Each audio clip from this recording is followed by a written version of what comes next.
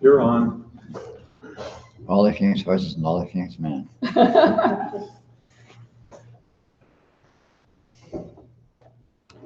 Well, looking around me, this is kind of grad school. So what would you all like to talk about? See, this morning when I was sitting over at the coffee shop, I was looking at this tree and stuff, and I was thinking of, you talked about textures and stuff. And I was wondering if, we have all these, the five senses, but it seems, it's like, it's all a matter of touch. It's like even vision is touch, Yes. something is touch. Yes, all experience is felt. Yeah. We have this word, like, we have all these words like see, we see light, but see is a euphemism for feeling it, because consciousness feels the presence of what is present. Yeah. And this feeling is absolutely intimate and absolutely multidimensional, with a literally infinite richness. And this is the path of yoga. The path of yoga is feeling what is present. And in feeling what is present, it reveals what it is. The only way it can seem to not do that is if you approach it with preconceptions and interpretations, which of course we're all expert in doing. But even if you are doing that, even if you are in the midst of interpreting it, the naked experience is completely present. Interpretations do not block or modify experience. They merely coexist with it. So the interpreting would actually be just another texture of it all. Yes. Yes, an interpretation is another texture. It's a stickier texture. It's seemingly stickier because we're used to being entangled in it as if it was a thing. We're used to being entangled in interpretation as if what the implications of what is being interpreted were true. So it's more challenging. It can be more challenging to see interpretation itself as just another energetic presence, rather than as the narrative that it's trying to claim to be.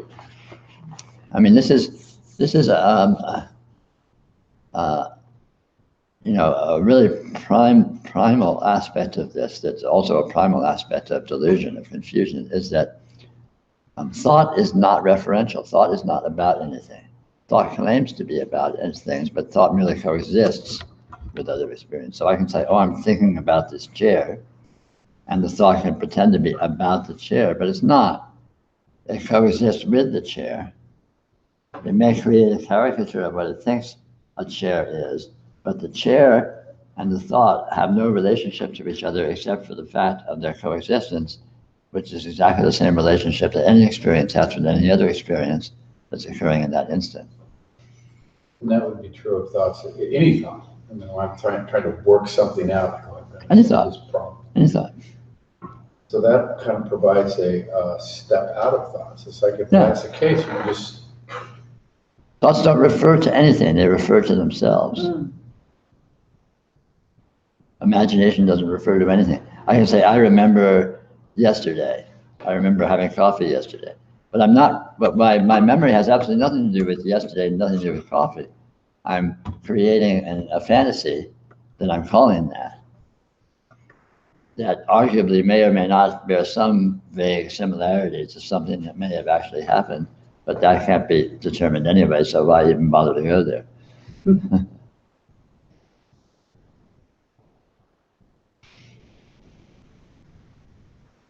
I mean, what is here I call radiant presence. That's what exists, that alone exists. A common phrase that we might use in more traditional language is your experiential field, or the bubble of your experience, or however you want to put it. That's what exists. That's the only thing that exists. So to recognize reality, to study reality, to study the totality of what is actual, what you are, what reality is, what the universe is, etc., etc. This is what you look at. You look at your experiential field. You look at the radiant presence. And you discover the way in which it is what it is. Which again is fairly easy to do because it's not concealed, it's not hidden, it's completely nakedly displayed in all of its intricacy.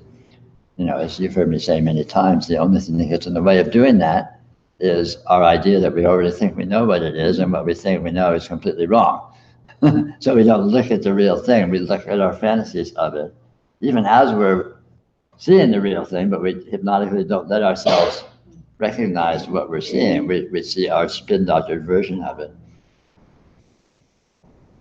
And many of the qualities of this actuality are, for example, it's beyond time. It's always now, instantaneously now.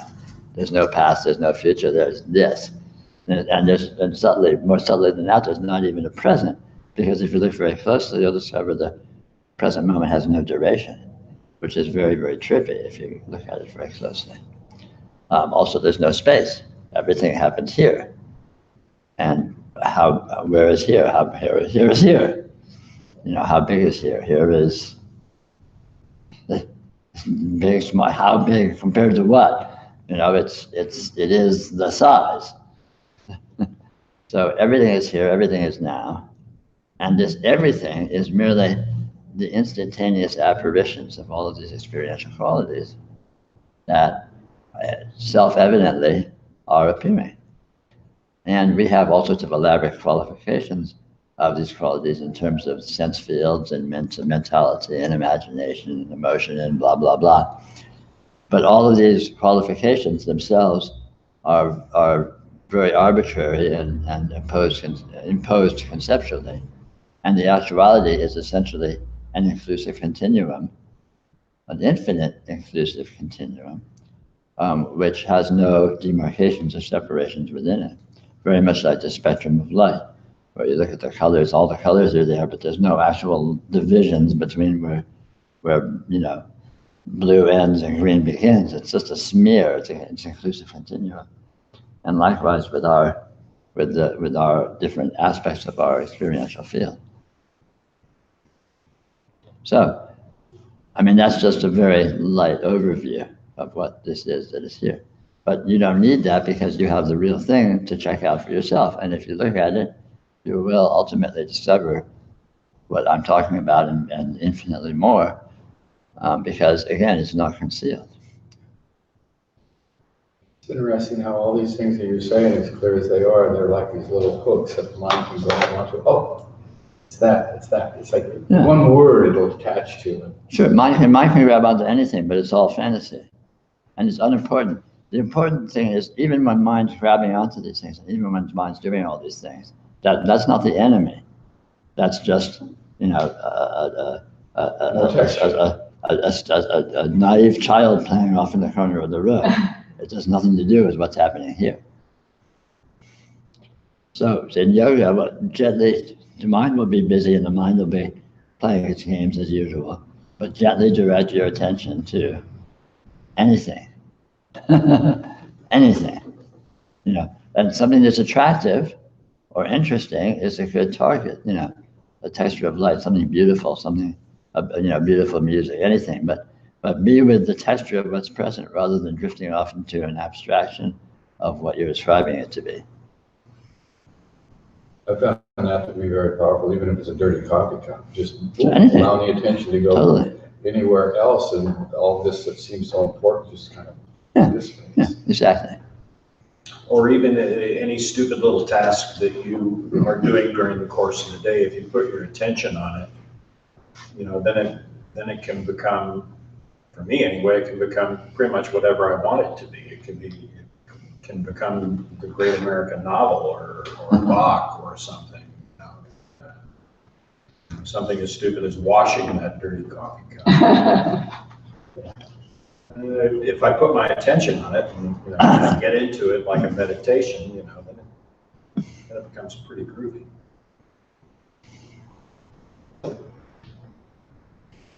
But always the point is to let yourself notice the naked texture of experience, even as you're being with it in various ways conceptually. I find the most easy access to yogic noticing is in meaninglessness. You know, when you're in meaninglessness. You said yogic noticing? Yogic noticing. Yeah. Technical term Noticing. that I just invented.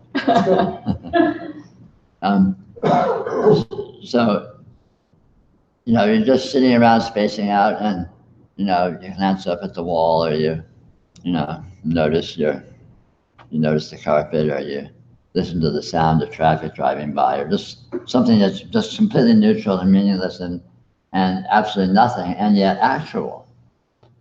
Because in that nothingness, in that meaninglessness, there's a less entanglement, the less already inherent entanglement in conceptualization. It's not something you have. You don't have a dog in the fight. It's not something you give a shit about. So you're not busy there being with it in any way. It's just like, you know, you're being loose and easy with it. And in that already existing looseness is a relative unentanglement that allows what it actually is, perhaps, arguably, to be more easily noticed. But again, it doesn't matter because anywhere you go in experience, you find the same thing. So it's all down to your artfulness of being able to do it. But it can be very easy to be with things and get caught up in your own ideas of what it is you're doing and you're off and running. But again, even when that happens, the direct experience is still present. So it's always you know, an infinite knife edge, you know, it's always, both sides are always present.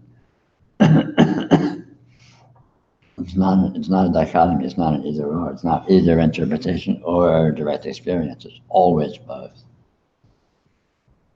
The other interesting entanglement I have found is having heard that things are not what they seem to be or not as I've always seen them to be, and experiencing that on relatively lighter, more subtle levels. Fairly easy to see with thought, for example, or beliefs that I can go into them and recognize that they aren't what I thought they were.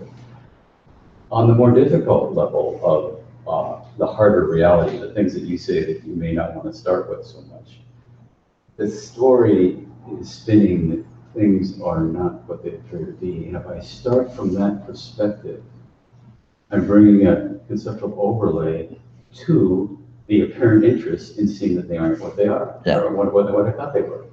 So the critical thing for me to be aware of is a tendency to begin with that story of things are not what they appear to be. Yeah. Get lost right there. Yeah.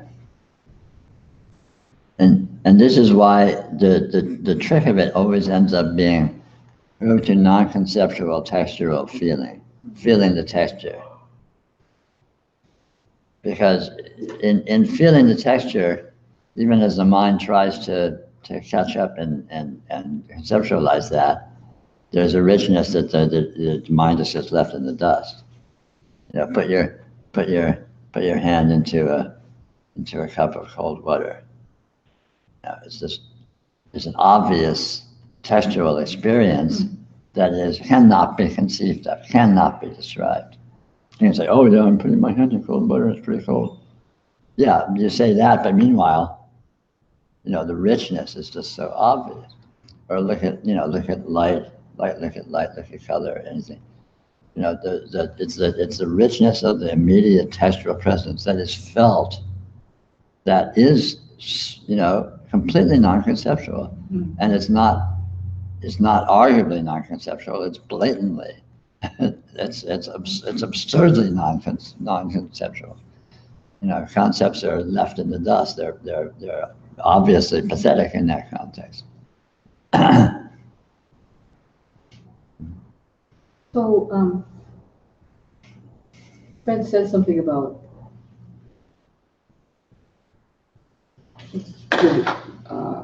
recognizing the overlays. I mean, I found that, I guess it's maybe different strokes for different folks, because seeing what has been believed and not true just seems to drop away. So maybe people just have a different approach or something like that. Well, it depends, yeah, different phases of your unfoldment. I mean, as one becomes more adept at noticing what is here in one's own way, always, inevitably, then the heavy-handedness of interpretation gets more ghostly, gets more Okay. diaphanous.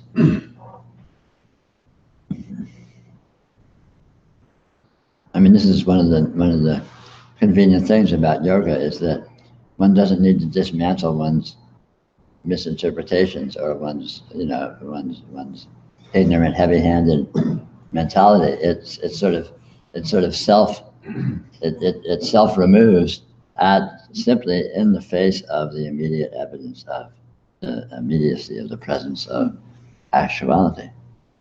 So it's a matter of seeing the tendency to overlay the whole interest in seeing with the concept. Well, you don't even need to see it, but you will. The only thing that needs to be seen is, the textual presence of experience, feeling that alone does everything. That completely reorients and recalibrates your intuitive feeling of what you are, what is here, what it is like, and at the same time, it invalidates and renders relatively impotent all of these mind games that the mind is continually spinning out. Seems like I went around it backwards, which is kind of hard for how I do things, because it seems like I've just been seeing through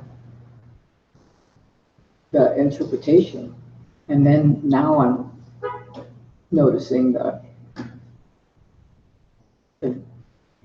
what's here. Sure. Yeah, but whatever works. Yeah. Everyone's unique. I mean, there's no formula. I mean, this is part of the difficulty in trying to convey yoga, trying to convey spirituality, is that there's no formula. So many different traditions try to have an assembly line approach of, well, this is what you do this, and then you do this, and you do this, and if you do that, then, and it's like, it doesn't work like that, because everyone's a one-off. Everyone has their own intrinsic nature and their own intrinsic process. And what would be most efficient is that which conforms with that. So I heard you say that to go to the heart of experiential participation is the most direct way to look at this. Yeah, and the heart is right here. The heart is what is the surface, conveniently. So you don't need to dig down. Yeah. Digging down, that's it. Yeah, because it's only a pretense of digging down, because there is no down. The surface is the down. One way that I really found that is very direct is to look at the reflections of the sun on cars and stuff. Yeah. And I looked at that, I really tried to get that direct experience, and then when I finally got it, it was like so obvious, right? Yeah. What is this energy it's like presence? the same as hearing that sound. It shocks you. There it is. Yeah. I mean, you don't want to look at the sun because it'll burn your eyes. But sometimes you gave us a stone one time and we looked at that. Yeah. And of course, my sister-in-law says, "What's the big deal?" So, story, but it was. I went to this retreat and all I got is a stupid stone. Yeah, well, BFD, she says. But the thing is, it's very, very subtle. And then It's subtle, but yet it's very, very obvious. it's so obvious, and it's experience, and you can't deny it. You can't say what it is, but it's very direct. If you ever get a chance to look at the sun flashing off of cars, you just see that little. What you're seeing is go into that. What you're seeing is pure transcendental energy. It's very transcendental. Yeah. The sun is not the sun. Yeah. The sun is a shining outlet of pure transcendental energy. Yes. This light that you're seeing is not light. It is pure transcendental energy.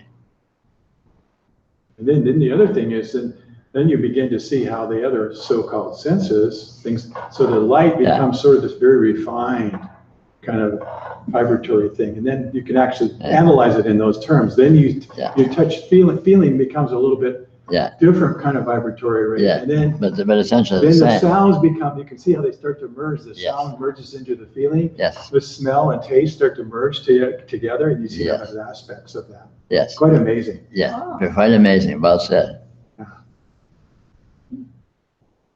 I mean, there's only one energy present, and it is present in only one way. So all of these different ranges of experience we have are this one energy. I mean, I'm calling it energy, but that, I can't say what I mean by it. It is what it is. But this one energy that is present in the way that it is, and when you begin to recognize the energy itself, then you recognize the way in which all of this difference is nothing other than this one energy. It's like there's all these colors, but they're all frequencies of light. And so once you recognize light, then the colors all collapse into sameness. I mean, there's obviously a differentiation, but it's a differentiation of the same thing. And likewise with, again, with cross sensory experience and all these various other things, and mental experience, subtle energy experience, whatever. So our apparent knowledge of what everything is, like a room, people, and is entirely based on memory, in a sense, because what's actually present is never the same from instant to instant. So how can I know it? How can I name it? How can I have any possible knowledge of what it is if it isn't what it was instantly? Well, it's subtle. It's based on memory. It's based on fantasy and conceptualization, and fundamentally, it's based upon generalization. A room. We say this is a room. The bathroom is a room. The coffee shop I was in this morning is a room, but the experience is entirely different. So where's this commonality of roomness come from? It doesn't actually exist. It's just a loose, sloppy kind of a general sense of environmental containment, typically with various degrees of, seemingly relatively flat surfaces or something. And all of a sudden, that configuration of experiential characteristics is a room. Right. And then once it's a room, then it stops being noticed as the specifics that it actually consists of. And it's being held just as generalized fantasy of roomness, and all of a sudden, it's not what it is. It's just a room. We're in a room, and it stops being interesting. That's the abstraction. It's not Yeah. the reality of it is Yes. something alive, something what isn't the same as it was an instant ago. Yeah. What's so astonishing to me among everything is that that process is like happening. I mean, I have no idea how that's occurring.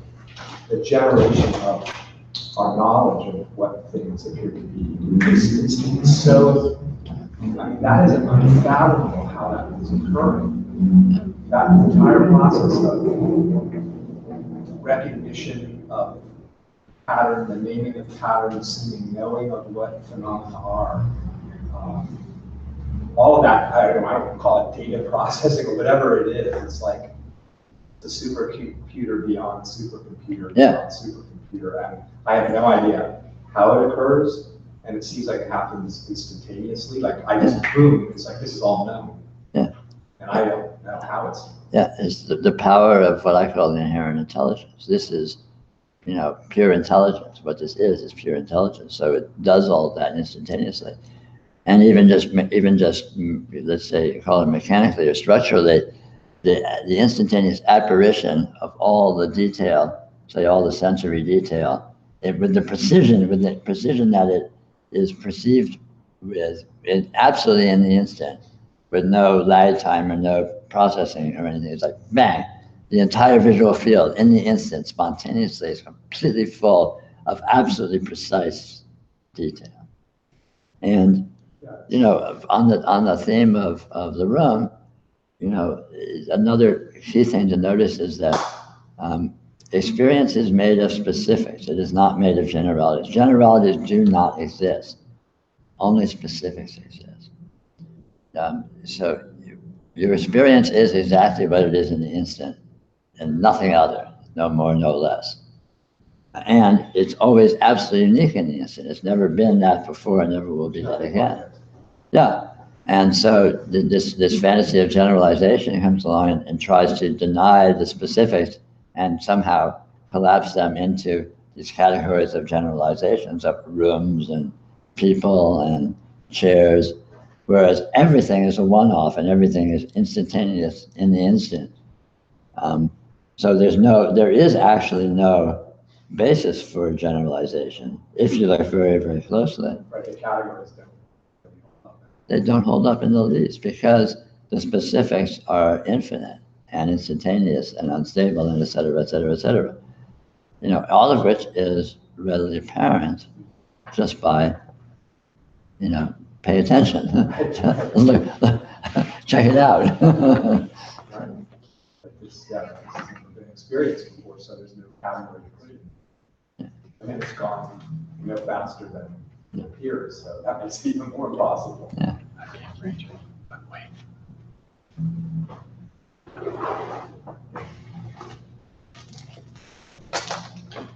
I think my practice for years was maybe influenced by enlightenment. Is looking back at the looker.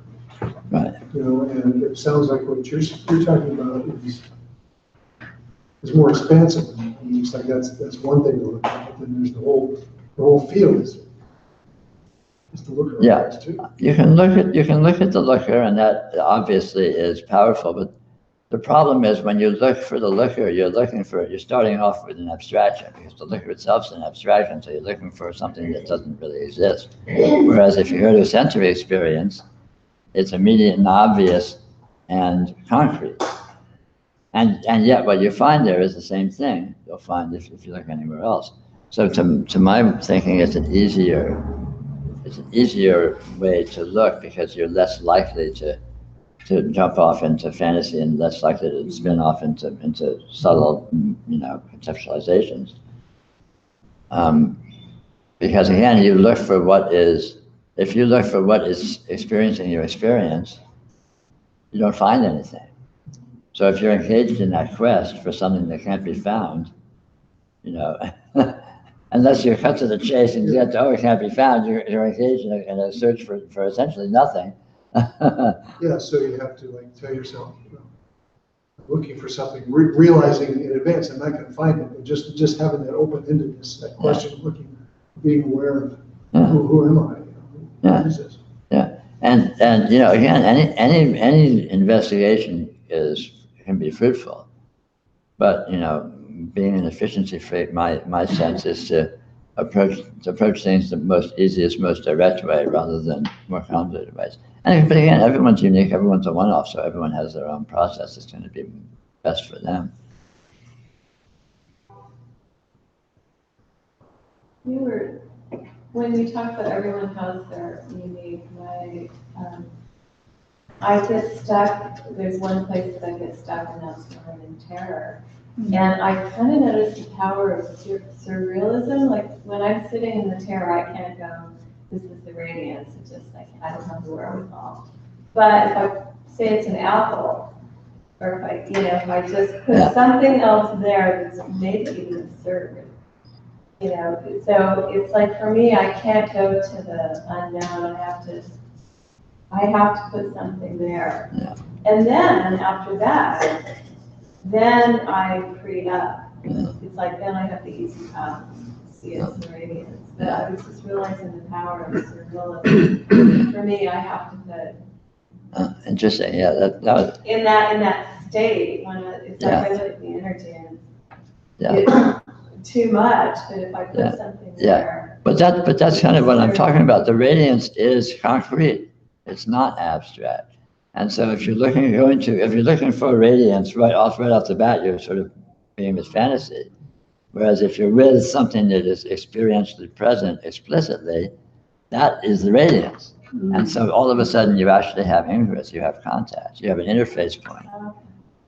You know, even if you're like you're doing is substituting it or projecting it, so you suddenly have a concrete projection, and all of a sudden that is the radiance.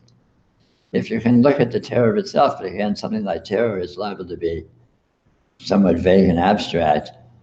You know, if you can be with it as a concrete presence, if you can find the concreteness of it, what is actually present substantially, then that could be a point of engagement too, I would think. You say terror? She said terror. Terror, like the Terror, as in terror, as in terrible, as in as in terrorist. make believe. That was in terms of terrific, huh? Terrific, yeah, terrific. So I had an experience this morning, which often happens when I'm going wherever. And there's this upwelling of anxiety, what I call anxiety. And so it's simply arising. I mean, I could say that it's not pleasant, but here it is. And there's nothing to be done other than breathe.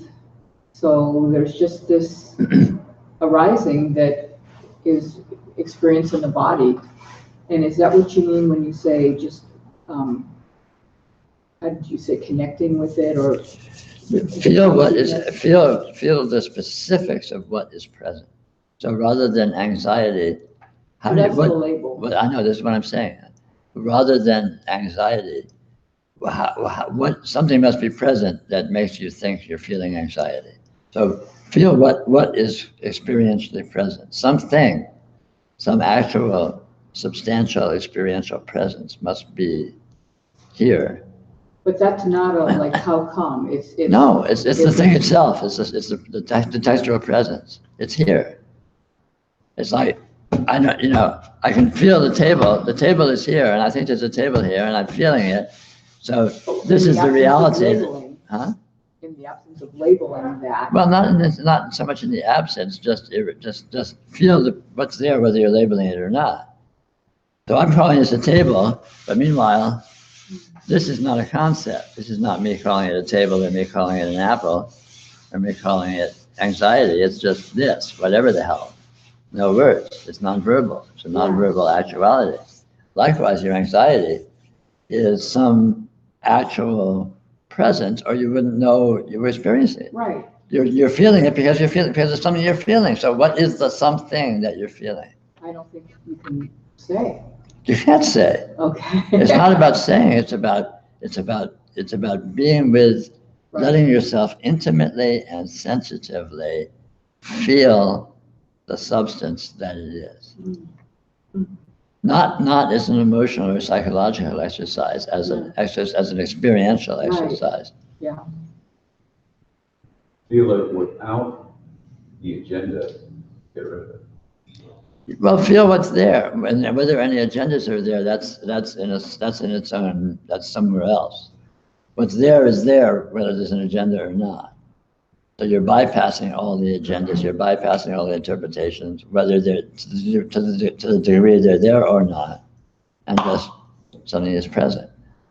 So I can be looking at you and I can think all sorts of things about you. Oh, you're a male, you're a white male, you're this, you're that, you're Fred, you're blah, blah, blah. So there's all these concepts. But meanwhile, there's the actual experiential presence that is there, regardless of whether the degree to which that other stuff is here or not.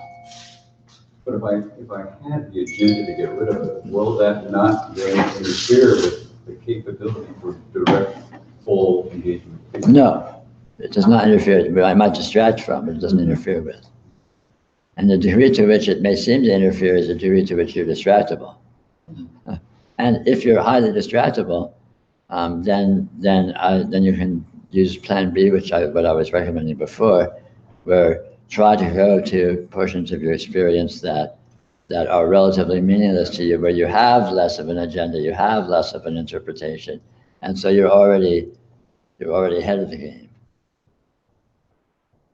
Doesn't the sense of having an agenda also have an underlying felt presence that can be explored just like anything? Anything can be is an actual presence that can be explored.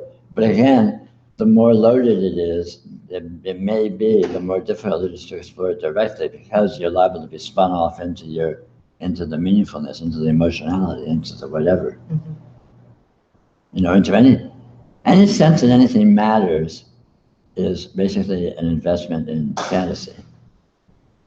Is it accurate to say that once you've had a thought that has a name on it of any sort, you're a layer over the felt presence? Yes. Of it? Okay. but it seems like. If it has a name on it, or if it has any sense of importance, or even if it has any sense of sharp definition, like it seems to be a certain way. Mm. Because direct experience has the very strange property of not actually being any particular way, which is what I call unresolvability, which is very strange, but again, very apparent once you begin to notice it very closely. One of the things that it strikes me as just unusual and strange is that the more I see the expansiveness of everything, the more there's also a sense of sameness about it. Yeah, sure. Like it's almost like I can feel my entire life as just a thread that is completely kind of recognizable in a felt way. Yeah, because there was only, like I said, there's only one thing here. And as you become more familiar with it, you begin to intuit that uniformity of it, the fact that it's always been what it is and it's never been anything else, in spite of the fact that it looks like it appears as if it's had all these changes and differences and this and that and transformations and all of that apparition never actually changed anything, never actually took you anywhere else, never actually added to or subtracted from what's actually here, strangely. Yeah. And this becomes at least intuitively and ultimately very overtly obvious as one settles more into this awareness of this.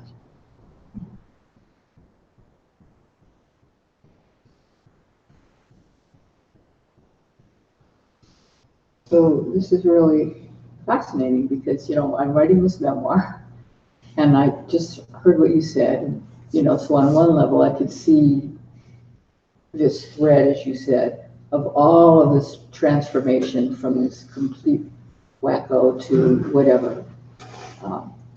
But what I think I'm hearing is another label, but the being has never departed from itself, from the wacky birth to... Sure. Who you were when you were one, who and what you were when you were one is exactly who and what you are now. You haven't changed or lost or changed one iota.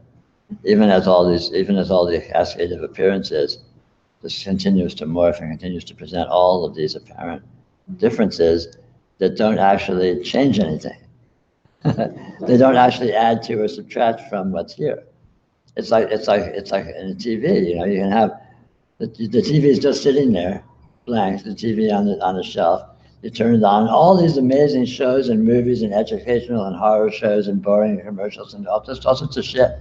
And then you turn it off and the TV is still just sitting there, same TV, nothing happened. and the correlation is the same with the being, is that? Yeah, sure. I mean, you call it being, yeah, but this is the being. And even all the transformation is the being. It's not like there's being over here and there's all of this light show over there. The light show is the being. The radiance is the presence. I think that's a pretty obvious experience for all of us, that we feel inside the way we did when we were 18, and Yeah. look in the mirror and it's almost sometimes just... What happened? Tell me about it, Jesus. That's so strange. Like in the mirror and see this old man, it's like, really? Dude. Yeah, I looked and I said, is this the best you can do? Radiance is it? I can see my grandpa staring back at me. I know we had a drag. It's like, how did my father get it?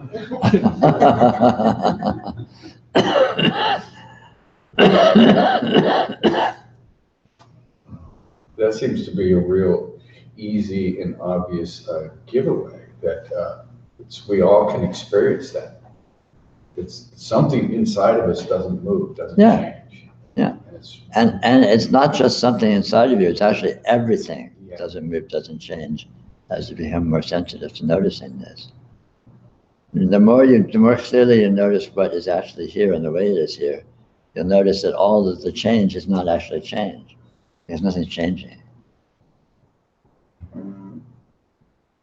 It's very strange. It's very strange what's going on here, especially as contrasted with what we usually think it is in a consensus reality sort of a human framework. It's so utterly other and foreign to what we think is happening. I like it. It's neither changing nor changeless. So both No. of those go. Yeah, they aren't really relative categories. But this never departs from itself. It never becomes other than itself.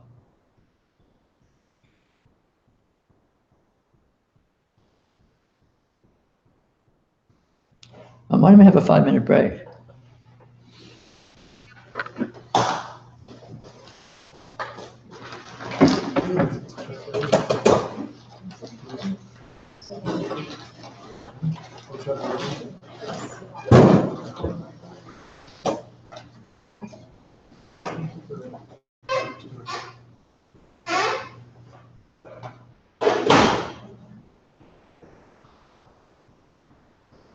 So this is,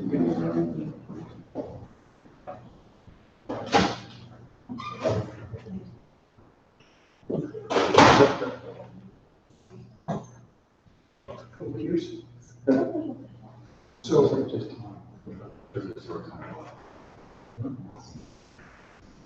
But you can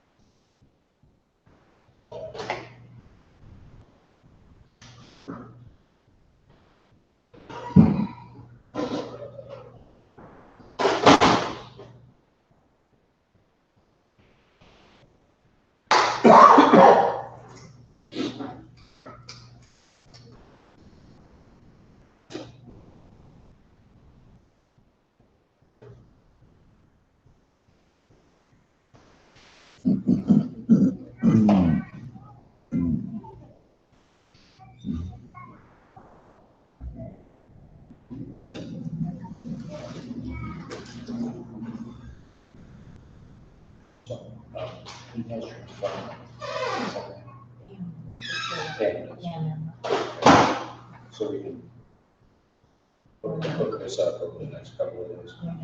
Okay. You return that book? Want to explore this one before we go back next time?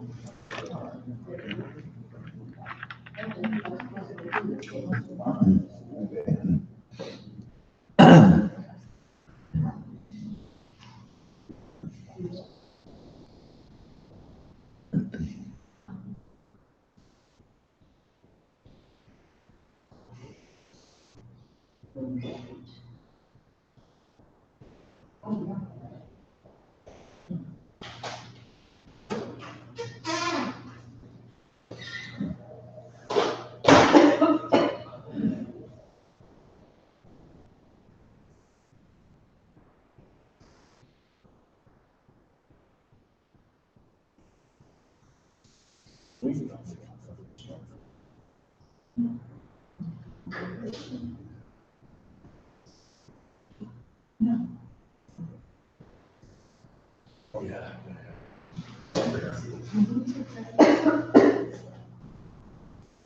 Shall we do that? Sure. Yeah. Okay.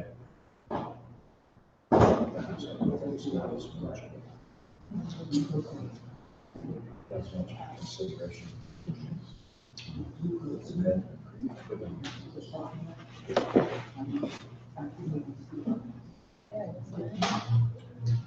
That's all right. I don't think it's all.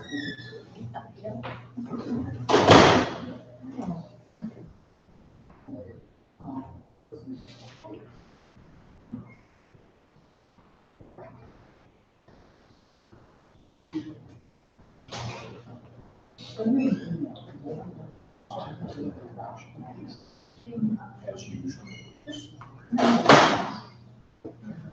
What I was supposed to say.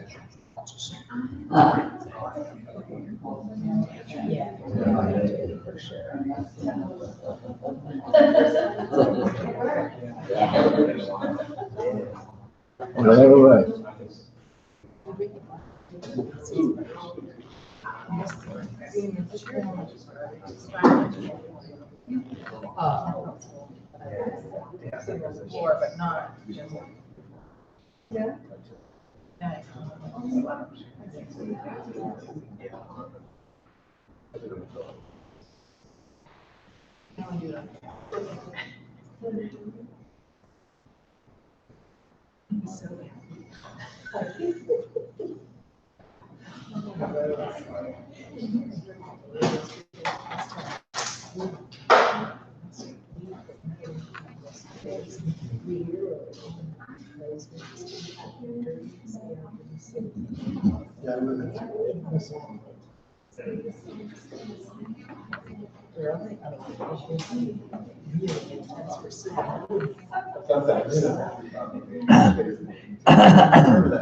Remember that Sunday, that first library gig? Yeah. You and I were standing outside at a break and talking about, oh, it looks like the wind's picking up. It's back it up a little bit, and then 2 hours later. Oh, yeah. It was like 100%. That was in Colombia. Into Right. I guess that was too. That was one of the worst days. So we're talking about that this morning, and so I immediately got on the internet and looked at the 30 worst cities in the world. I shared that all of you. And about. Beijing was not in this. But about, I would say 25 and 30 of us are 20 to 30 minutes. Yeah. And some of them weren't to do with something else. They were. Well, there's that, but a lot of it had to do with just naturally occurring stuff. Like funny, a couple of places. Yeah. Had the day free. I'd always heard that Beijing was what spoken. I always think it was Los Los Angeles has been way. Yeah. Yeah. Where was that? Beijing. Yeah. Yeah. Bring love, bring, elevate the energy, whatever. That's foundation. And it's not looking at anything as a problem. Exactly. Language has made everything.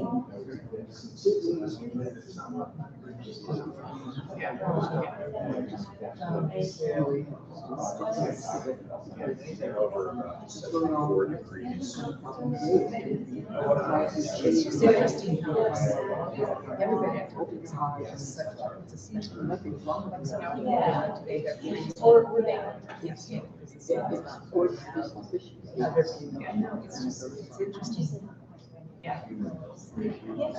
It's just, it's not constitutional. Doesn't feel right, right? I do, but, well, September. I feel better if I'm doing things that elevate that. You know, right? I mean, That's my form of yoga. Spiritual aspirants seem to have a hard time telling time. Maybe it's because they're bewitched by the fact that there isn't any. no, not, it's not. Yeah, no, it's the project.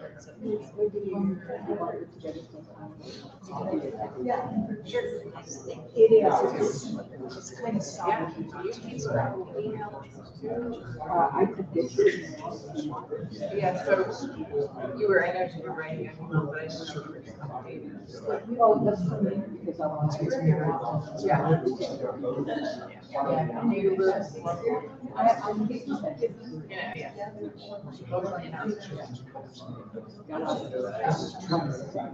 Yeah. Did you use the logo here?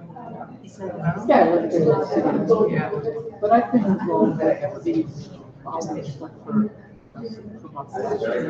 Yeah, it's good. when I discovered Peter for the last 5. Really, it's just been more business, this other stuff. Well, Either the way. well, I went to. Somebody asked me a question. Yeah. A year ago. Yeah. Shall we resume? Great. There you go. There's the question. That's a good one. Yeah. So it's, I don't know, it is, for me, just seeing. You better wait till the conversation dies down. But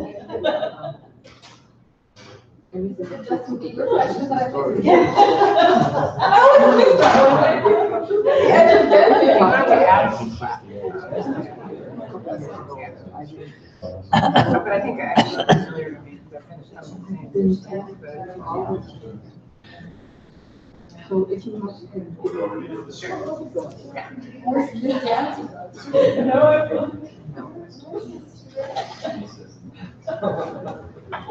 Shall we resume? Yes, we shall. Sure, yes, One of these days? I'm in. Ollie. Just, Peter has to turn that back on. No, it's on. Okay. The last 15 minutes of random chaos has been immortalized on YouTube.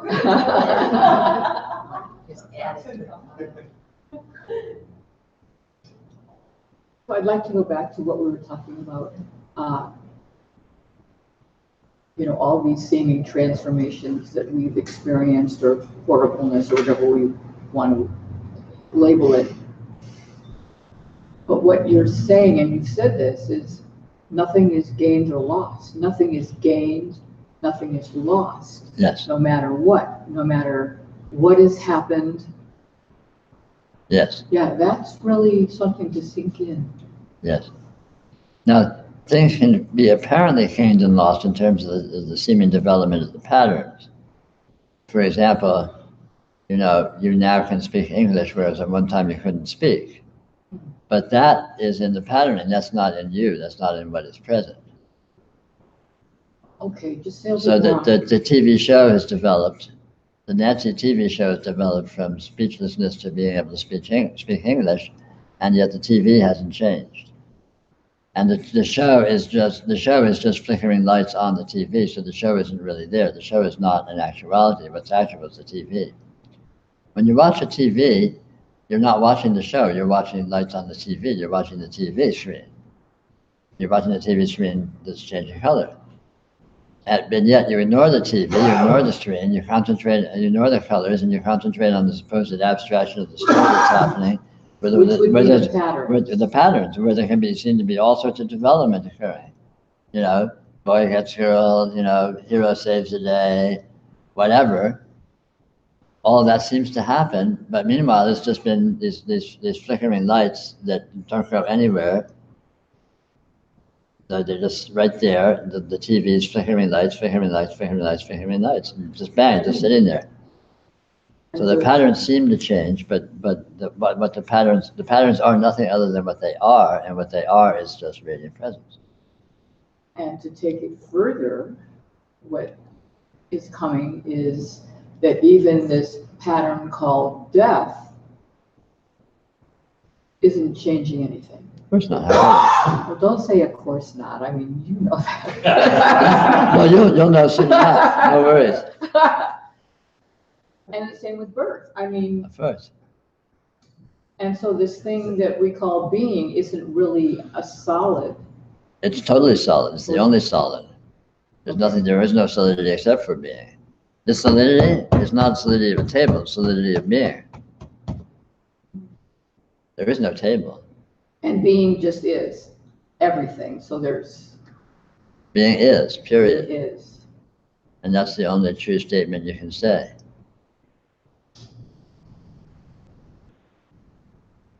Anything else is just an over-elaborated way of saying being is. Yeah. Wow. So if I say we're here having a conversation, is an over-elaborated way of saying being is. And when we're done with the conversation, what will have happened is being is.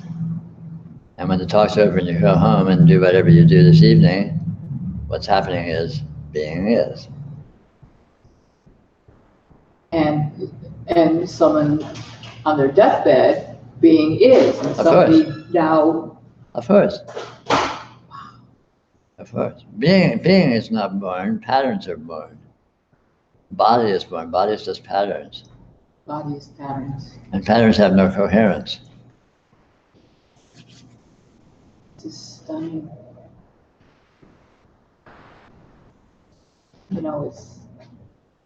It's like this little baby tooth that has a couple of threads still just not wanting to let it go. Wow. Mm.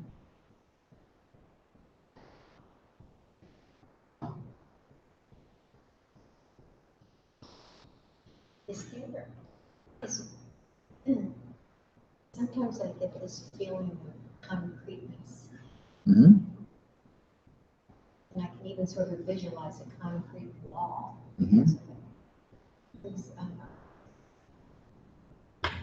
Is it that? Would you say that is a feeling of the immovability, the concreteness? Oh, absolutely. Actuality, presence is absolutely concrete. It's the soul of concreteness. Everything that you think of as having any concreteness at all is actually the concreteness of presence. The solidity of the chair under your butt is not, the chair's not solid, your butt's not solid, presence is solid.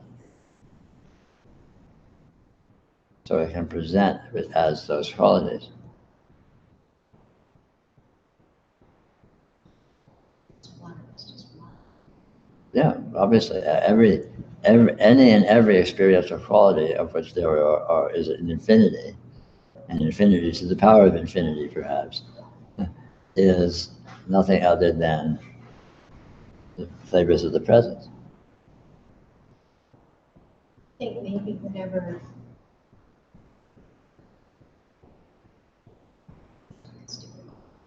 I was going to say, whatever you need at the moment, that's what comes up.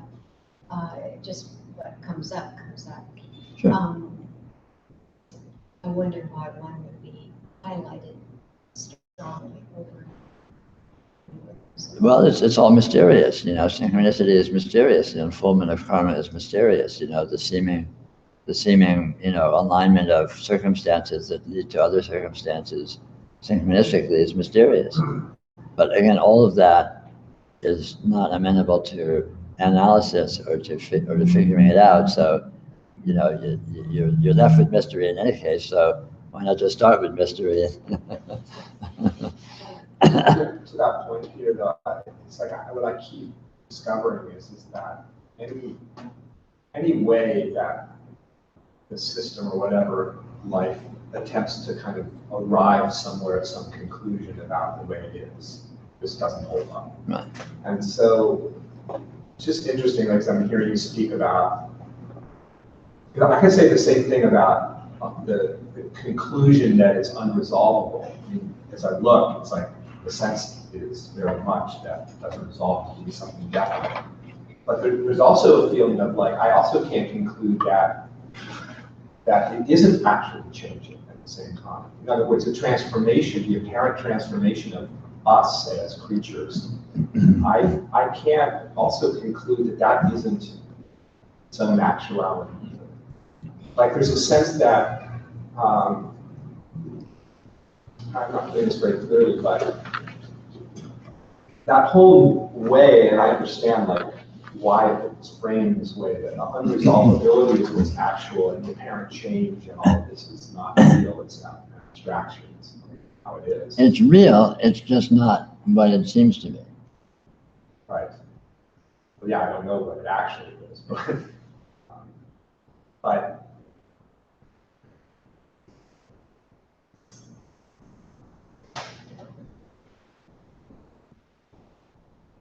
how do I know that it isn't actually, like you're saying, it never really,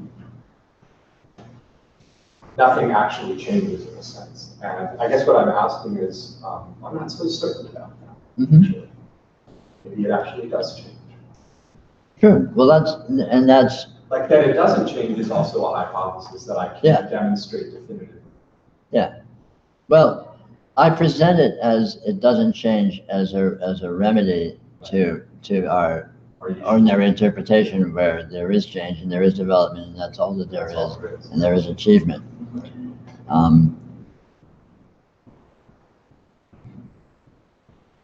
Final analysis, absolutely nothing can be said.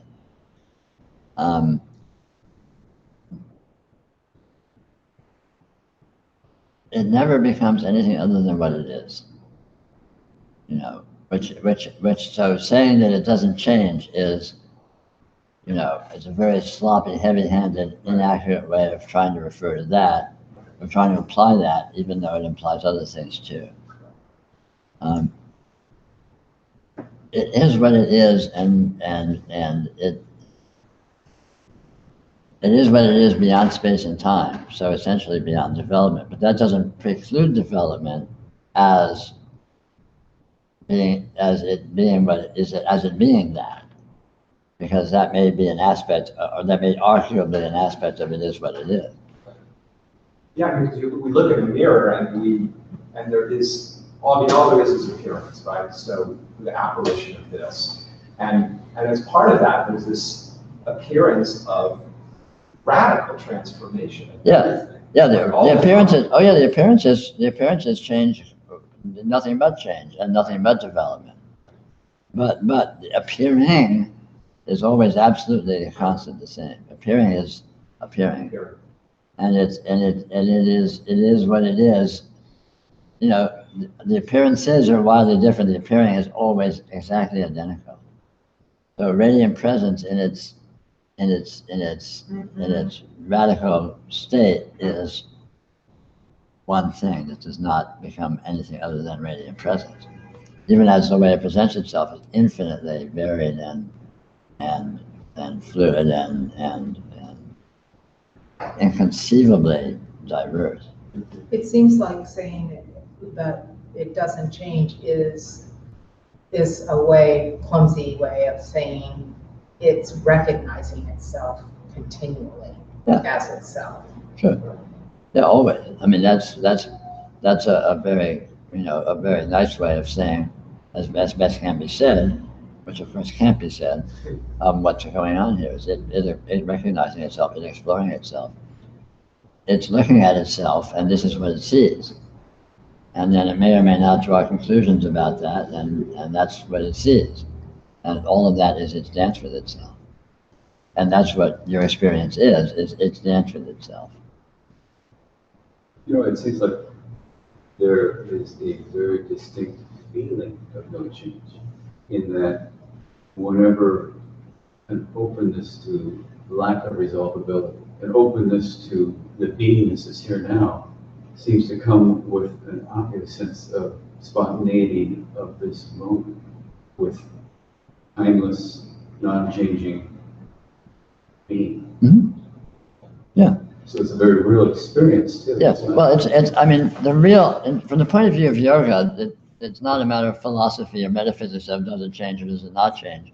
From the point of view of yoga, the point is that we're used to orienting to the patterns as if they're the actuality. You know, you're really you, I'm really me, our lives are really what's going on, and being is just a theoretical context within which all that's occurring and unimportant and just taken for granted. But from the point of view of yoga, one discovers exactly the opposite. One discovers that the being is the prime, is the prime and actual condition. The appearing is the prime and actual condition, and what appears is just ephemeral symptoms, ephemeral side effects of the being and its appearing. So it's completely asked backwards from the normal human orientation of what's important. Where ordinarily we think what happens is important, whether I'm here or there is important, whether I talk or don't talk is important, whether I dress or don't dress is important. But from the point of view of actuality, it's completely the opposite. The being is important. Being / appearing, which is one and the same thing, radiant presence and radiance, radiant presence, is what's important, and what it looks like is just the symptoms of its being, of what it looks like is just the side effect of radiant presence. You can say the shadow being cast by radiant presence. And it's the radiant presence, it's actual, it's the radiant presence, it is important. And the appearances are just misinterpretations of radiant presence. So beingness is the most opportunistic place to start from. Well, it's the place to start from, the place to end up. It's the only place that exists. You know, we imagine other places. We imagine circumstantial places. But at the end of the day, when you find those circumstantial places, you find them here and now in being. And you find a circuitous process that you start elsewhere in thought or whatever to work your way to being.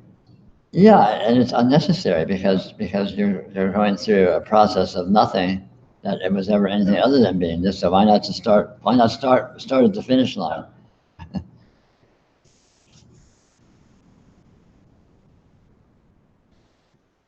It's like a movie.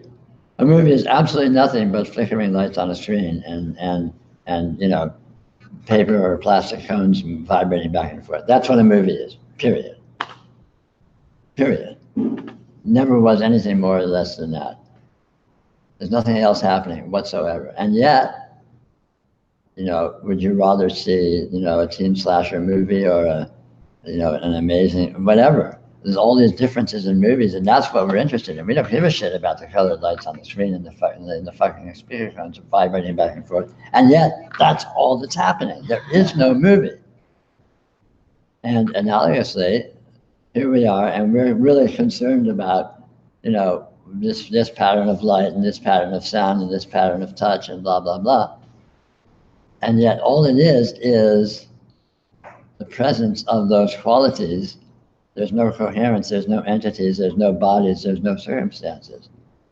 All of that is a vague implication that mind seizes on and abstracts into existence by defining it as such.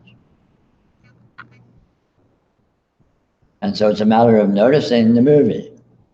Notice the lights on the screen, and that's all that's there. And then when you see that, then you can see the way in which it becomes seemingly more than that without ever actually becoming more than that.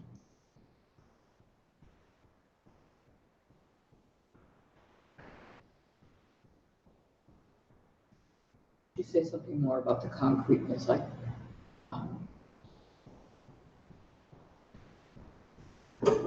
what do you mean by concrete? How about actual? The actuality of the feeling of that pencil in your hand. The actuality of the light that you see in this window. The actuality of the sound that seems to be these words that you're hearing. That actuality is an immediate, present concreteness. And if I'm doing this or doing this, the actuality of that, which I ordinarily would call hardness or whatever, is actually nothing other than this same actuality of the pencil in your hand or the light on this thing. And this actuality is radiant presence. Okay, so actuality, concrete, kind of. Yeah, I mean, we use these words. Words are not precise, and they aren't. Since all the words refer to one thing, since only one thing exists for them to refer to, then you don't need to be too precious about the difference between this word and that word. I do, for the time being.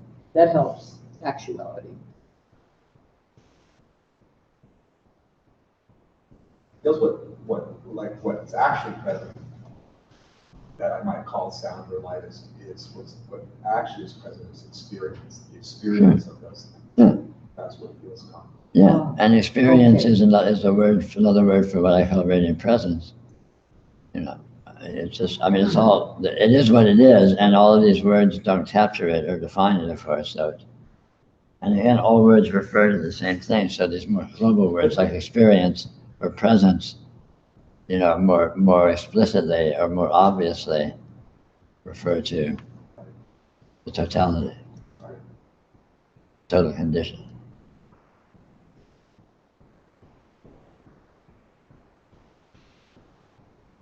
Where I get in trouble and where I get confused is when I start thinking about my various judgments and conclusions about the experience that I'm having.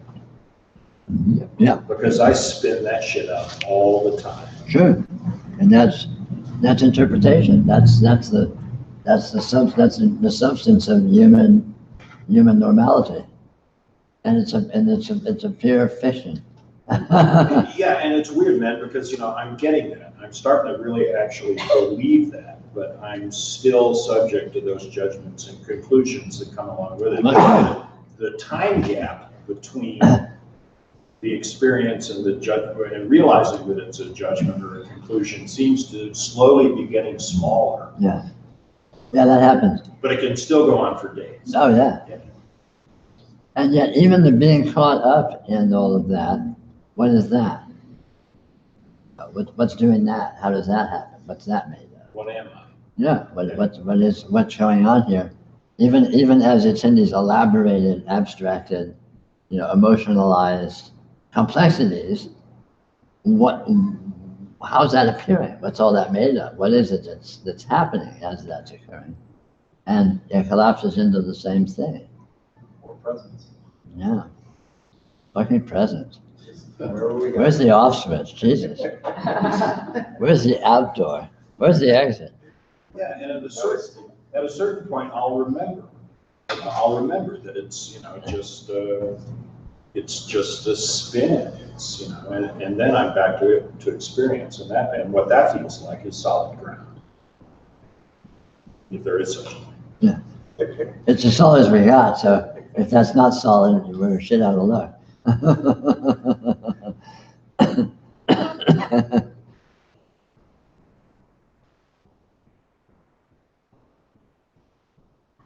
But that's the cycle of yoga. That's the process of yoga, is approaching it intimately, touching it to whatever degree, and then drifting off from it, and then coming back to it. It endlessly engages this cycle on all sorts of harmonics and frequencies and scales of time and everything. This is, it finds itself and then it forgets itself. It's continually doing this dance with itself. It will eternally. And realization doesn't stop the dance. Realization just reveals the dance for being this that is dancing with itself, as opposed to being us that are stuck in something.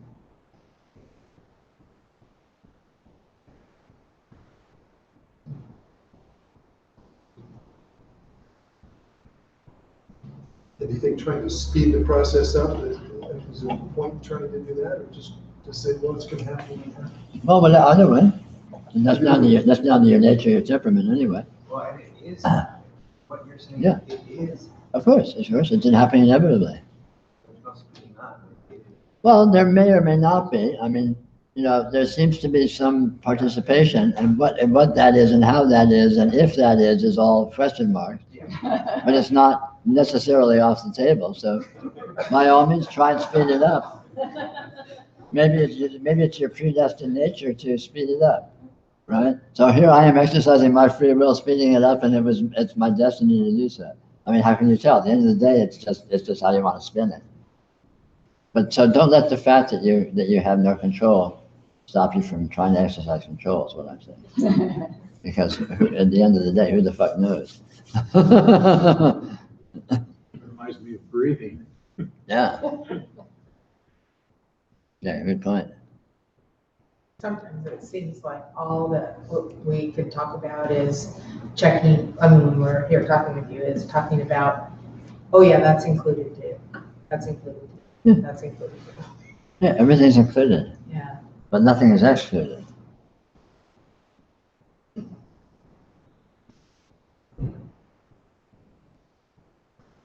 I just had this vision of doing like yogic push-ups or yogic wind sprints or something, trying to speed things up. Well, a lot of people do that, Yogic weights or something. A lot of people do that, exactly, and it may or may not work, who knows? I was going to ask a question on the same line as him, but I, last week, was at Youngstown, driving back 14 hours road trip, kind of at the end of which I felt like I was meditating without my even taking a simple effort at it. Primarily because the spin that I had from it was I had been mindful about the curves of the road. And so that way, I was not in conflict because typically when I am even working, I'm always trying to be better than how I'm working. And so in that sense, I set up a conflict. But when you're there on the road, speed limits established, you are doing your thing. Yeah. You're not getting better. Right. Anyway. Uh-huh. And so that sense of space that I experienced, I just came back, I sat for like about 20 minutes, just enjoying it. It was too late in the night, but I just still sat 20 minutes, just pure awareness, sort of. And so I was like kind of thinking, well, I can't take a long drive every day, but is there something that I could do to emulate the same spirit of being mindful and present? Yeah, sure. And again, this happens in spontaneous cycles anyway. You'll notice during the day something will catch your attention, and you'll just be with it, even for a short duration. And that right there is the mindfulness. And it's not about drawing it out or making it happen a longer time. It's a matter of being with that intimacy as fully as possible, as sensitively and intelligently as possible, just letting yourself really feel it even if it's just for, a half a second or something. Because this spontaneously happens all day. You'll notice something, or you'll, whatever. And just that, being with that, and as it drifts away, just let it go. And that is ultimately just as powerful as kind of a long drawn out or more explicit type of thing where like you describe it.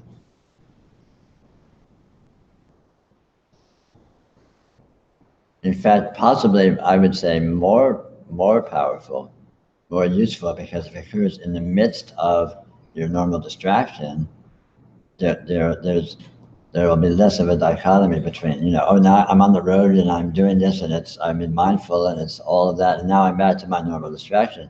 It's kind of a dichotomy there. Whereas if you're in your normal distraction, but then there's a moment of, recognition, and then in a moment of recognition, it's like mixing, where you notice there's not so much of a dichotomy between the distraction and the clear noticing, the mindfulness. And you'll notice the way in which they morph into each other and ultimately consist of the same thing. The goal of yoga is not to eliminate distraction. The goal of yoga is to recognize what distraction is, which is exactly the same thing that mindfulness is. The liberation is not a matter of controlling or avoiding certain frames of mind, let's say. It's a matter of recognizing that all frames of mind are the same thing, the same condition, just different manifestations, you might say, or apparitions of the same condition. So that when you recognize that, then it doesn't matter what condition your mind in, you're distracted, you're mindful, you're emotional, reactive, whatever, it's all the same thing. So there's no loss, there's no failure, there's no incompleteness ever. Always seems to come around to, though, that there is not the eye that recognizes that. It's the same phenomenon as all of that, and it's not being recognized. And so it's not like a place where I can like step out and observe that. No. It seems to happen of its own accord. Well, it happens of its own accord, but again, what you are is what's doing it. So it's not like you're over here and there's some force over here that's sweeping you along. Mm-hmm. In a profound sense, the force that's sweeping you along is what you really are, is your actual identity. So in other words, you're not necessarily entirely devoid of agency. Sorry, what was that last? You're not necessarily entirely devoid of agency, in other words, it's not necessarily impossible for you to be exercising or participating in the doing of what's happening, but not in a simplistic, superficial self where your identified psychological or physical self is the doer. Mm-hmm. But what's really the doer is also what you really are. So you have privileged access already. And so you come to be more aware of that as you come to be more aware of what this is and what's doing it. And that would include all of this, the fact that I'm here. Of course. That's like awareness or whatever moving itself into this. Yeah, what's doing you being here is ultimately you. Yes. And you're doing it to get where you want to go, let's say. So in a profound sense, you're steering the ship, even though the you that you may be more used to identifying with as a human personality and psychology in your body is being done. Mm-hmm. Because your humanness, your chuckiness is an apparition, but you are not an apparition. You are what the apparition is made of, and you are what is doing the apparition. So that's, it's like that feeling that, we have to do this thing, and then once it happens, it dawns, it's like, oh no, I didn't need to do any of this, because I never was doing any of this. Right. Yeah, you Chucky were never doing any of this. Just being done. Yeah. I mean, from a human point of view, spirituality is the discovery of that you're out of the loop. But on the other side of the coin, spirituality is the discovery that you are the loop, but not you, the human personality that you may be in the habit of identifying yourself as. You, what you really are. So it's discovering the true self, what's been called the Atman, or the big self, or there's all these various sort of sloppy ways of referring to it. But it is what it is, and it's nothing other than this simple presence that is here, this actuality. Since there is actuality in your experience, then you are actual, because that actuality is you, is what you are. Actuality may sound like an abstraction, but it's not. It's the full-on, concrete immediacy of this beingness is you. That's your actual nature. That's the totality of what you are. And all this apparition comes with. The expression that, there's never anything that you needed to do is just as false as like you need to do something if it's from that point of view of the you that's doing. Yeah, exactly. The human persona is essentially out of the loop. Yeah. The fallacy in so much popular modern spirituality is that it's geared towards the human, towards the person. Right. And the person is not who achieves, who realizes in spirituality. Back to the free fall. Yeah.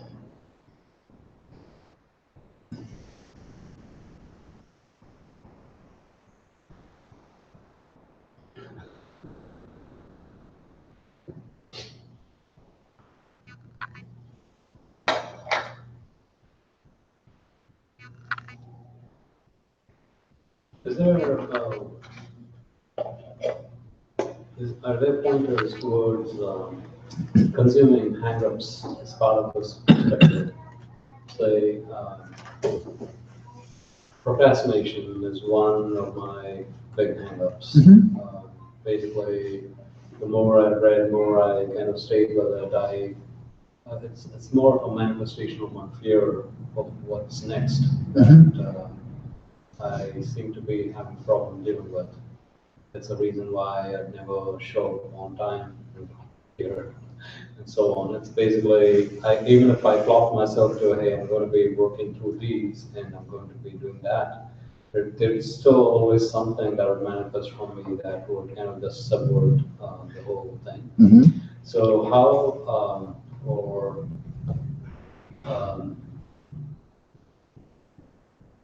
how do I look at it to see how the whole thing just plays itself out? Well, it has no importance. It obviously is playing itself out. Right. It's already the case. And that you do that, or if you don't do that, has no importance at all. Because again, the only thing that's powerful or effective is recognition. And recognition happens in direct experience, which obviously happens in any context of experience at all. So you can be in conditions of, you can be in a condition like this, where you're procrastinating, or you're in a condition of failure, you're in a condition of distraction, all these various things. But even as these conditions are occurring, experience is present. And the very nature of experience as it occurs is that it comes in and out of recognizing itself. It comes in and out of being with itself more intimately. And it's this being with itself more intimately that is what's powerful. That's the only thing that matters in spirituality. What you do or don't do is of no importance at all. But while we can say that it's not important, I still notice that because of this, what happens is there are other aspects, like when I'm held accountable, for instance, and there are other reactions and stuff. And so it leads to a lot of distraction from there on. Sure. And so it seems like some hang-ups need to be dealt with more intimately. As in, even though in the final sense, nothing really is important. Yeah. Yeah, I mean, and that's true. You're free to work with dealing with them if you like. But again, that's not of the essence of in spirituality, so it's unimportant. In other words, if you can have very inefficient functioning and still realize spiritually, or you can have very clear, clean, simple, efficient functioning and still not realize. Because again, the important thing is it happens in the instant of experience, not in the context of what you're doing and how well you're doing it. So you come to a spiritual talk, you can have just as much realization driving the car on the way over here as you can in the talk.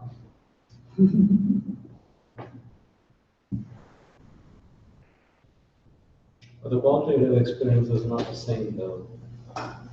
As in, right now it seems like all the noise just died. And I can't remember that being the same in the car.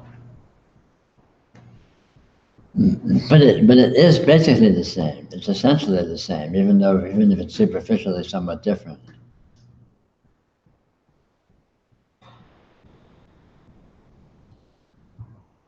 The important way that it is the way in which it's the same, which is the presence of experiencing, the presence of apparition as experience. And that's the case whether you're clear or not, whether you're distracted or not, whether the mind's busy or not, whether you're functioning well or functioning poorly. And so it's there, it's at this very primal level of just the very fact of experiencing alone that has any importance. So you're free to work on, improving your functioning and all that, that's fine, but it really has nothing to do with spirituality.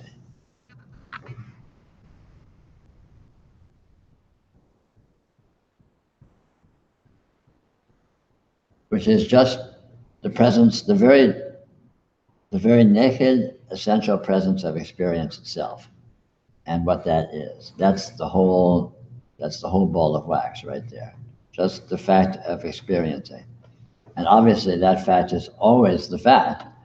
It's always experiencing, and what that is, and the way that it is what it is the sole important engagement. And that engagement is already being engaged with spontaneously, unavoidably. So letting that engagement notice itself, letting the fact of experiencing experience the fact of experiencing, rather than the fact of experiencing getting caught up in thinking of it as being this, that, and the other details of your life, that is powerful. And as I say again, that occurs spontaneously. From time to time, you'll leave a referentiality. Your experience will become less referential, and you'll just be with something. So you space out, and you're looking at your coffee cup, and all of a sudden, just that right there is direct engagement with experience, and that is what's powerful. So just let yourself notice when these occur, and let yourself be with it fully. And don't try to hold it, just let it go as you drift away from it, which you inevitably will, usually very rapidly.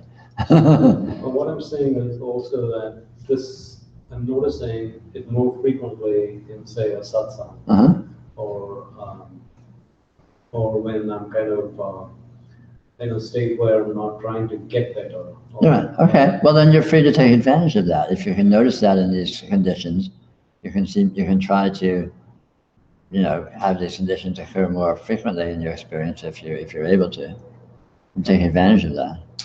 But ultimately, what you notice here is actually the same thing that's always happening, even if it's easier to notice it here, let's say. So rather than noticing what's happening here as special, notice the way in which what's happening here is actually the same as otherwise.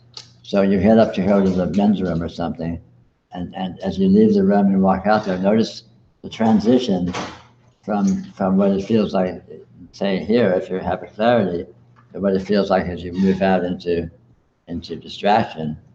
Notice the transition, nothing really changes.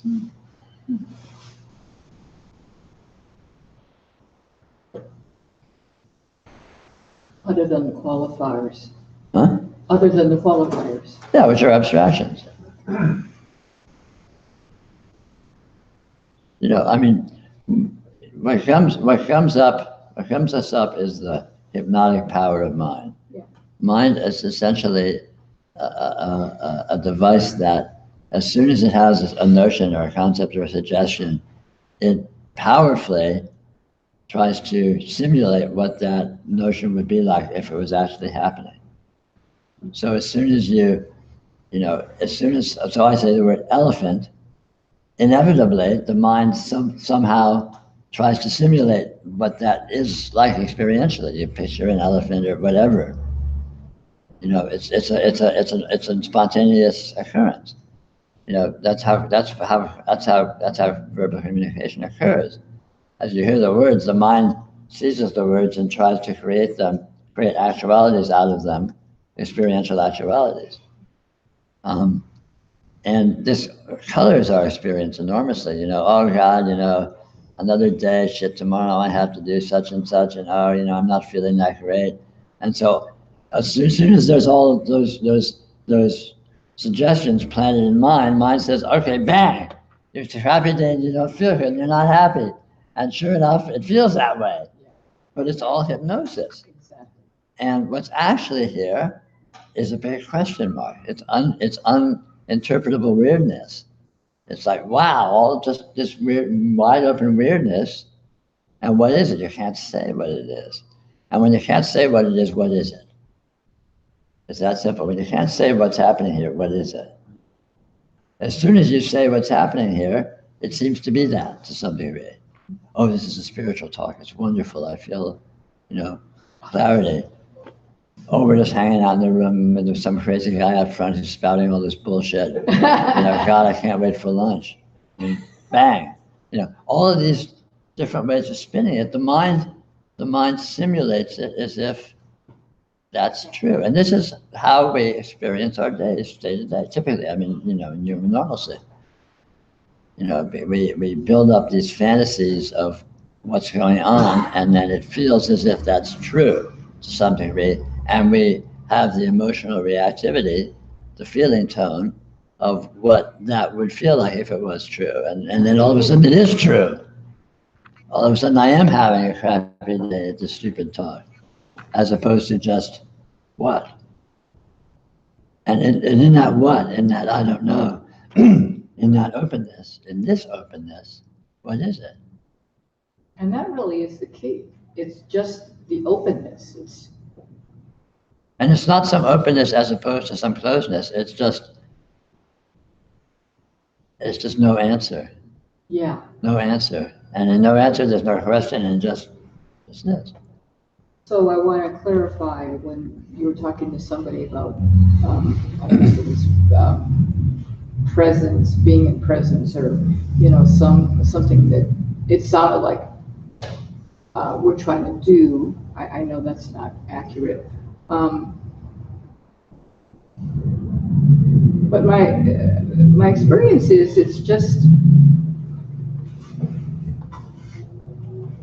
I don't even know how to call it. It's, you know, I don't try to be present. I don't. No, you can't be present or not present. This is present. Yeah. Experience is present. Right. So that is the presence. It's not a presence that can be done or not done. Yeah. So it's a presence that is inalienably the case. It's intrinsically the case. This is present. Here is present. Now is present. That is the presence. And that's always here. And there's nothing that. Of course. That somebody's going to be more or less. Of course. Okay. Well, I was getting confused with what I was hearing. Yeah. So. Watch that. Don't let words deceive you. Yeah, I know. You'll have to keep telling me that until you don't. Well, just remember, the words aren't important. It's what they refer to. It's what they're referring to that's important. And all words refer to just one thing, and that one thing is what's important. But what I see happening is, and you know, this is. And the words. One more thing. The words always include a mistaken implication. Yes. So the words always spin it wrong. Always. Even the most artful, delicate, intelligent speech is wrong. Is deliberate. It's explicitly wrong where it has a wrong implication. But as long as you're here, I want to clarify it. It's structural in language. It's not, it's nobody's fault. It's just, it's structural. Sure, yeah. Well, the structural in the sense that language tries to refer to specific conditions, and there are no specific conditions to refer to. Yeah, it's not, but It's a big It's mismatch. its whole basis of operation, which is kind of ironic, really, and hilarious in a way. And it's pretty deviling sometimes, too. Well, what is it about the nature of language? Like, for instance, I've read The Life of Martha, for instance. And there, I'm pretty sure it's totally out of my ken, as in I understood maybe like about 5% of it or less. And yet, there's something about just reading the pages that seems to have some kind of a qualitative effect that is like a meditative feel to it, that I'm not getting one thing about what they are speaking, but still there is that sense of just being with that. And so I was wondering whether this is something they call the oral transmission or whatever, that uses words but spins the mind out of that hypnotic structure. Sure. And it's also, it's intrinsic in your experience. I mean, you're the one who experienced it that way. So it's not about the book that you were reading. It's about you were being with your experience of reading the book. And the fact that it didn't make much sense, which was actually an advantage, because it left you free, relatively free of the concepts, and you were just with the experience itself. You know, in any spiritual book, what it's really about is experience. So the books are always about the experience of you reading the book. It's not about what the book's about.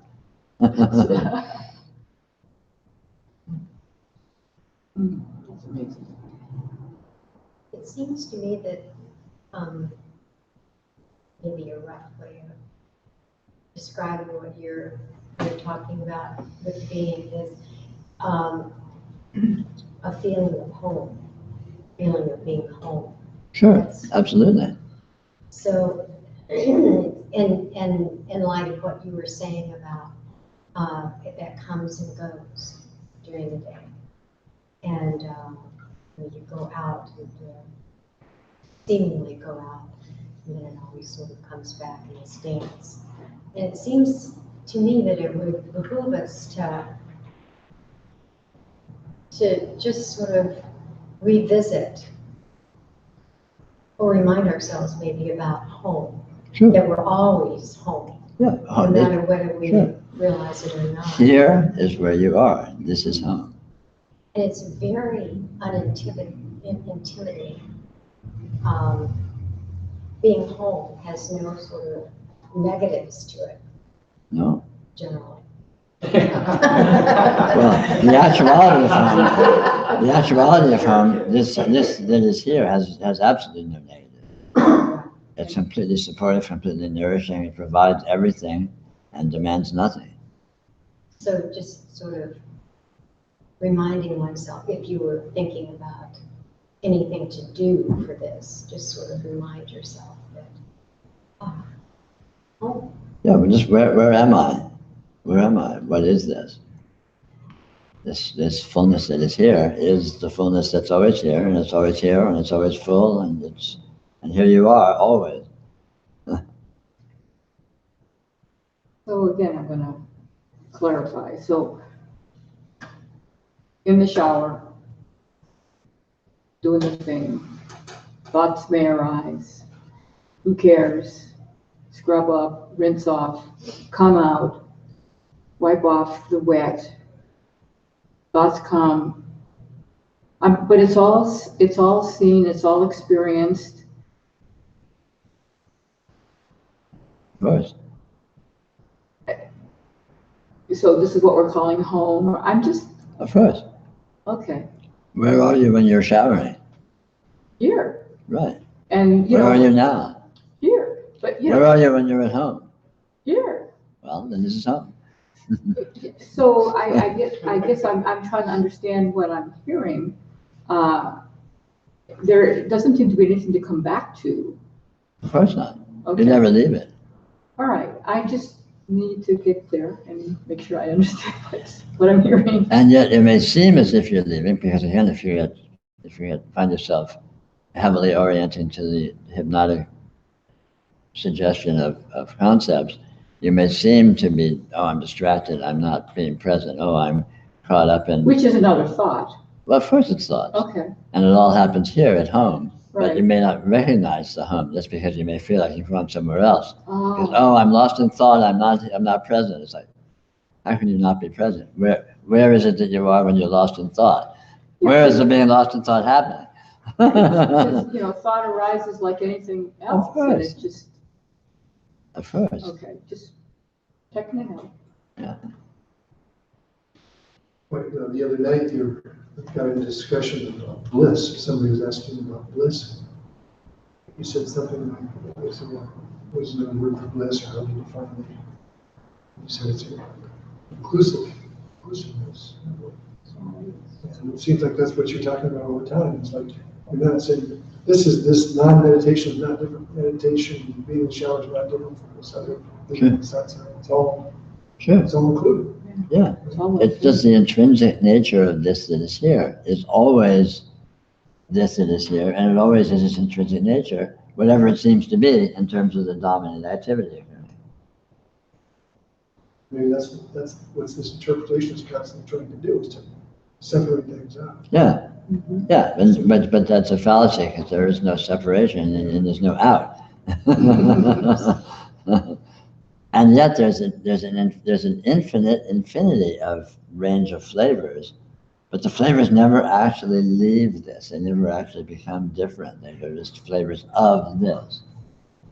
Like all the colors are the colors of the spectrum. It's a single continuum. And when you say, remind yourself that this is home, what I've seen is basically there seem to be two kinds of reminders. One that squarely establishes the fact that this is home in a very non-verbal way. And then there is the other thing is, hey, it's supposed to feel at home, but it doesn't. So it seems like, in the latter phase, the mind seems to be kind of dominating, saying, like, hey, you're not doing it right, you're not doing that right. Right. And it seems to actually make it worse.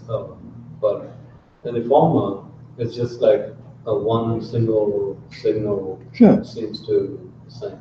So what is it about reminders that one seems to resonate very well, whereas the other just throws you off balance? Well, the powerful reminder is based on the presence of actuality.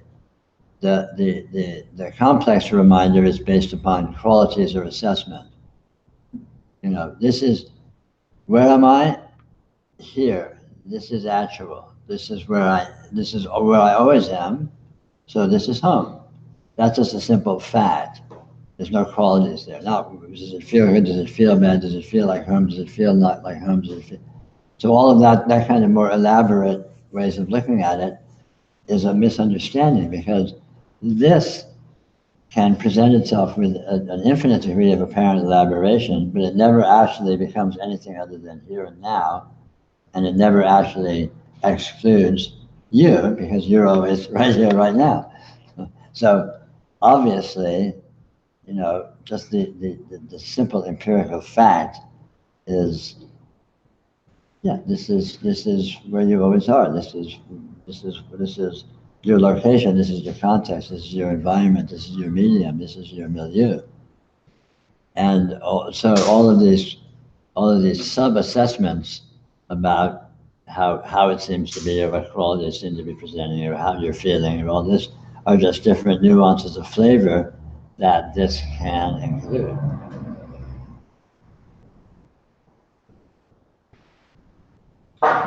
It's a mistake to have any preconceptions about what this is like. So, this doesn't feel like it should, so it's not real or something. It feels the way it feels. It seems the way it seems, And so that's the actuality. And the range of ways it can seem is infinitely broad, and yet when you get to the actual thing, it's always exactly the same. It's always present. It's always here. It's always now. It's always full, complete.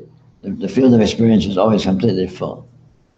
And then all the nuances of qualities and ways it can seem to be always exist within that, not detracting from that at all. Really something to have this experience on steroids the last little bit of time, but to see the all-inclusive nature of this in even the most intense kinds of experiences or circumstances that we would, kind of conventionally think of as this is definitely not like what I want happening, or this is definitely feels like torturous in some way. I mean, I don't make it sound too dramatic, but let's just say that grief, Yeah. whether that's physical pain or in my circumstance, I would call it more emotional turmoil. Uh-huh.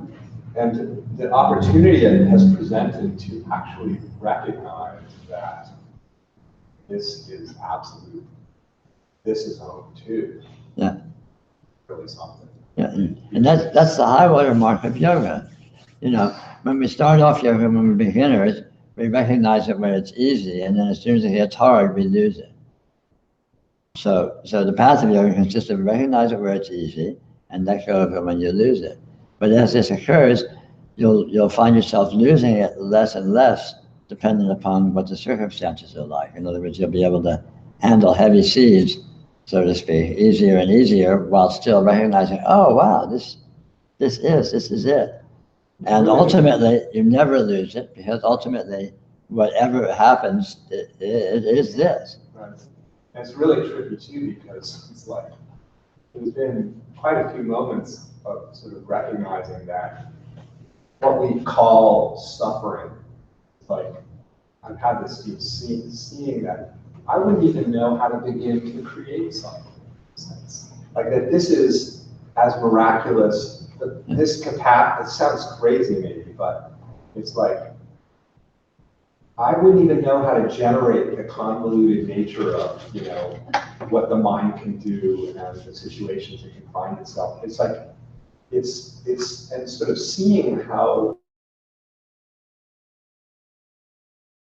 the experience as unthinkably personal and oriented towards a person is itself just being generated by I don't know what, by being giving it's appearing in ways I can't be fathomed. Yeah. And there's even been times where there's been the sense of like the universe or reality this is the experience that's wanting to be had, actually. Yeah, sure. Like Evidently. Right. In a sense, that's what it feels like. It's like its very occurrence is sort of the proof of that. Yeah. Like here it is, and it's like this can sound so sort of pop spirituality. I don't mean it this way, but it's like this must happen, like because here it is. It's like it is happening. Yeah. And it's also occurred to me in the process of this that the whole sort of conventional, typical notion of spirituality as all about the resolution of suffering. Like I'm really not so sure. I don't really think that's what it's about. Well, I mean, that might be like a byproduct. It's the resolution of the belief that suffering matters. Because the sense of what actually matters is what is the case. It becomes stronger and stronger as realization deepens. And the sense that these different ups and downs matter become less and less.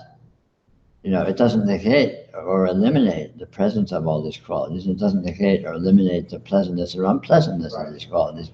But the wrongness of these qualities is seen to be absurd. Right. Because as you recognizing that what I might call suffering is equal to what I might call bliss. Exactly. Fundamentally, like not different. Fundamentally, yeah, fundamentally and completely. So from that, right, so from that Entirely. standpoint, the notion of setting up a spiritual teaching like classic Buddhism, like, you know, there's suffering and this is all about the resolution of that. It's like, I don't know, I'm not even sure that makes any sense. Yeah. Yeah, well, you know, I mean, it's, there, all the dichotomies just seem to not actually exist. Right. And there all seem to be misinterpretations of this fundamental all-inclusive actuality, which cannot have oppositions within it, because since it is all of it, the oppositions are just sort of spin doctoring. Because the light is it and the dark is it, so the light and the dark are the same. I mean, ultimately, they're it. There are different ways that it can seem to be. And again, yeah, this becomes clearer and clearer. And this is the fruit of spirituality, this is the fruit of yoga. This is what realization looks like. Why don't we knock off for lunch? It's 12:10 right now. We could